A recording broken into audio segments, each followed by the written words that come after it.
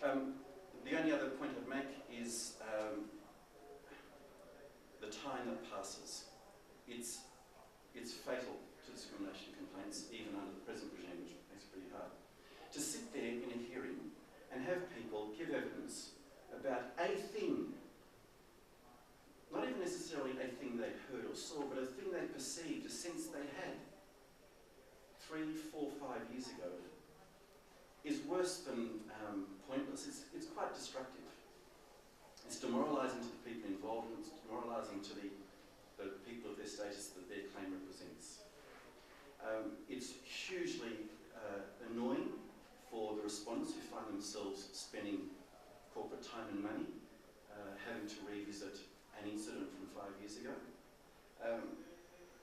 It compromises not only our ability to determine what happened, evidence fades, memories have gone, it makes the remedy almost pointless. What can you do? What we really need to be able to do is to step in, and again, if we keep in mind what this legislation is for, we're there to try and ensure that the world out there, and we do tend to talk about employment, but goods, services, a whole range of activities, happen more fairly. And we need to act decisively. My simple solution to this, which obviously is more complex, would be to move to a regulatory model. If we can inspect and enforce and issue certificates and act decisively in occupational health and safety, then we can do it in discrimination. It's as harmful in the workplace, and let's take the workplace, to treat people less favourably because of their status as it is to not wear a safety harness or a helmet. I think we should take the former as seriously as we take the latter and act decisively. Now that might be a way of making sure that by the time I get to conduct a hearing, I'm not dealing with facts that are 5 years old. So in summary, I'd start again. I would redesign the Act. I'd strengthen the nature of my inquiry powers. I'd make it give me more confidence to conduct an inquiry and to remedy the imbalance of power at the bar table. Give me an Act that doesn't impose tests but directs me towards finding an outcome that is what happened and whether it's discriminatory. Possibly shift the onus and speed things up. Simple.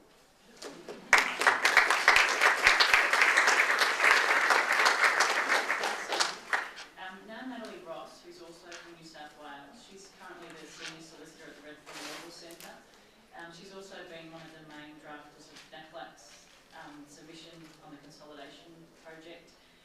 She's had an extensive career in the Community Legal Centre, which includes being an inaugural management committee member of the New South Wales Disability Discrimination Centre when it opened in the early 90s, and being the principal solicitor at the Inner City Legal Centre from 2002 to 2008, where there was a significant discrimination practice for gay, lesbian and transgender clients.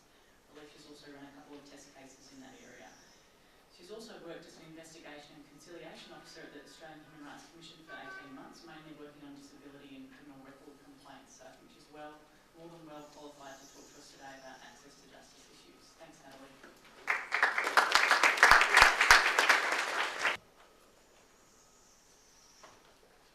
Hello, everybody. Thank you for coming to listen today. As Anna said, I've spent more than 20 years working in community legal centres, so I'm here, I suppose, talking about the grassroots folks who the discrimination legislation is meant to protect. I thought I'd start by looking back at the last few weeks at Redfern Legal Centre, where I worked, to some of the people I've come across and some of the discrimination cases I'm involved with at the moment, just to give you a bit of a flavour or context for my comments on access to justice in the consolidated discrimination laws in whatever form they may end up in. Last week we had a woman walk into the centre. She had a problem that we couldn't help her with. It was to do with criminal law and bail, which we don't practice in. She was an Aboriginal woman. I suspect she had a mental illness. She certainly had alcohol and heroin addictions, and her children had been removed from her quite some years before, and she herself had been involved in the stolen generation. So someone with a huge suppose thinking about the presentation from the professors from Nottingham University, a person who on all those social indicators that they were discussing was way down the bottom. And thinking about what Dr. Petrova was saying about achieving equality, there's no way that a person like that would make their way through our individualised discrimination or complaint process. She is someone who is unable to give instructions properly, someone who would be unlikely to maintain contact with even an organisation like ours over the many years involved in running a discrimination case. So when I think about someone like that, she is someone who needs that society-wide systemic approach. That even if we brought it in, it will be too late for her, I expect, but we hope that in the future, someone in that position would not experience that array of disadvantages she has throughout her life. So in the submission that Anna referred to, that the National Association of Community Legal Centres have prepared and put to the Attorney General as our comments and wish list on the Consolidation Law project, we have said that an individualised complaint system will only get a person so far, and that new legislation needs to deal with the systemic issues, as the other speakers have been saying, and it does need to be a body, as Simon was saying, who can take on that role of regulating, enforcing compliance without an individual who's so disadvantaged having to take the initiative and go through that process.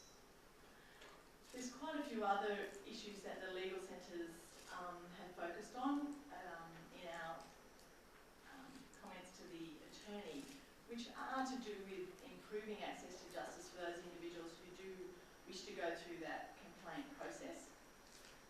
Now, the most significant one, I think, across the board is the issue of legal costs in the federal jurisdiction.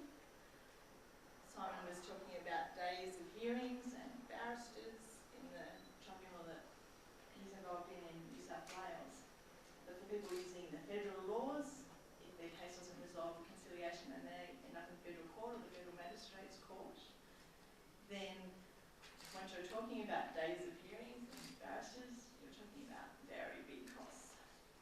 And if we think back to the woman who worked into Redfern Legal Centre, there's just a complete mismatch there. And even for clients who are not at that state of severe disadvantage, it's still beyond their scope to contemplate litigation like that in any realistic sense. When we have legal centre clients who are often either on low incomes or on Centrelink payments as early income, some don't have any assets and so have nothing to lose, but there are still others who do have an asset they don't wish to put on the line, or are thinking of a future where they may not want to be bankrupt and how that might impact on their future. So we're very much involved in advising clients about choice of jurisdiction based on what there might be their cost obligations in the future. And sometimes that puts people in a difficult position. So another case we have running at the moment is a parent who has made a complaint in relation to the education of her child, who has both autism and other disabilities at school. And anyone who works in the disability discrimination field will know all about the difficulties that parents and students have with schools and how common those kinds of complaints are. In New South Wales, there's quite a distinct choice between the Federal Disability Discrimination Act and the New South Wales Anti-Discrimination Act, particularly in relation to education and disability. And ordinarily you'd recommend that a person would